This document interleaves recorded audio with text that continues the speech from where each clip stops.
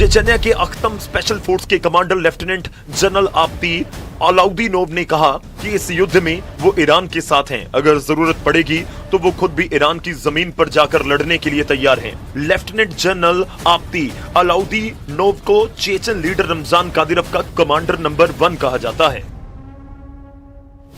आप्ती अलाउद्दीनोव Chechnya की अखमत force का commander है, जो कादिरव की स्पेशल फोर्स मानी जाती है, और इसी फोर्स ने कर्स्क और मारियोपोल में पुतिन को जीत दिलाई है।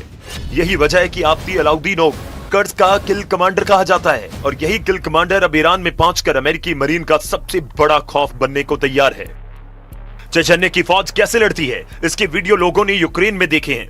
पुतिन का सबसे भरोसेमंद कमांडर रमजान कादिरव और उसका एक एक लड़ाका अगर ईरान में उतरा तो जंग बहुत भीषण होगी। इस बात की गारंटी पुतिन कैंप से मिलने लगी है, लेकिन ट्रंप का मीडिया डिपार्टमेंट पूरी तरह इस युद्ध को अमेरिका के पक्ष में बता रहा है। Iran will no longer have the credible ability to threaten the United States or our allies, which is, of course, the overall objective and mission the president set out when he launched Operation Epic Fury. Trump Iran पर हमला करेंगे या खुद को बचाएंगे या फिर Israel के युद्ध में पूरी ताकत झोंक देंगे। जबकि नेतन्याहू ने साफ कर दिया है, ईरान के खिलाफ ग्राउंड ऑपरेशन में इजराइल शामिल नहीं होगा, और इसकी वजह है लेबनान का फ्रंट। एक तरफ ईरान पर हमला, दूसरी तरफ इजराइल पर अटैक। युद्ध में एक दूसरे को पूरी तरह खत्म करने के लिए एड़ी चोटी का जोर लगा रहे हैं ईरान और इजराइल। युद्ध कितना लंबा खिंचेगा, ये तस्वीरें बता रही हैं। ईरान की पावर ग्रिड पर हमले के बाद इजराइल की बहुत ही खास रिफाइनरी टारगेट बनी है। यह है उत्तरी इजराइल का शहर हाइफा, और यहां रिफाइनरी पर हुआ है हमला। तेल के भंडार धू धोकर जल रहे हैं, धुआं मीलों दूर से देखा जा सकता है। ये नेतन्याहू को बताने की कोशिश है कि ईरान पर हमला होगा या फिर लेबनान पर अटैक होगा तो इजराइल तक जवाब जरूर पहुंचेगा। ये हाइफा की मजान रिफाइनरी है, जहां से इजराइल की जरूरत का 60% तेल तैयार किया जाता है।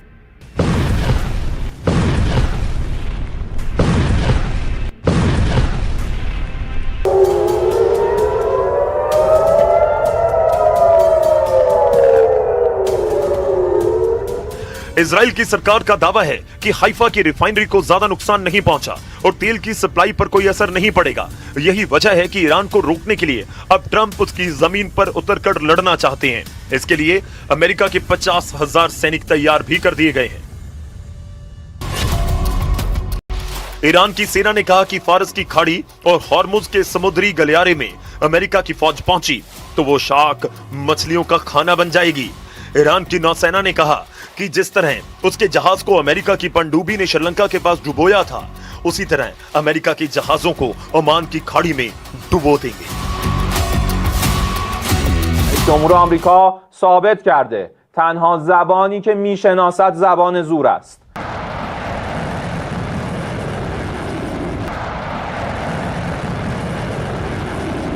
ईरान के सामने इस वक्त उसका दक्षिण का फ्रंट बहुत ज्यादा खतरनाक बन चुका है।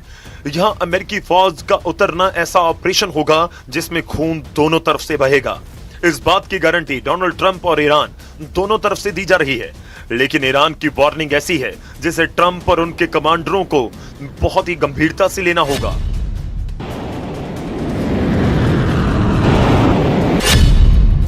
क्योंकि अब तो चेचन लड़ाके भी ईरान की तरफ से लड़ने को तैयार हो चुके हैं।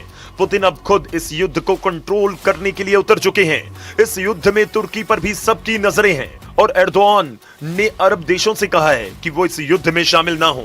सऊदी अरब, यूएई और कतर का दौरा करने के बाद तुर्की के विदेश मंत्री को इस बात का एहसास हुआ कि ये सभी देश ईरान के खिलाफ युद्ध में उतरने के लिए तैयार हैं। अमेरिका और इजराइल की शुरू हुई इस जंग में अब सऊदी अरब, यूएई और कतर ईरान के खिलाफ नजर आ रहे हैं, जबकि तुर्की का रुख बता रहा है कि एर्दोआन अब मुस्तफा खामेनी के समर्थन में है। वहीं नाटो में स्पेन ने भी अमेरिका को बड़ा झटका दिया। स्पेन ट्रंप के युद्ध के खिलाफ शुरुआत से है।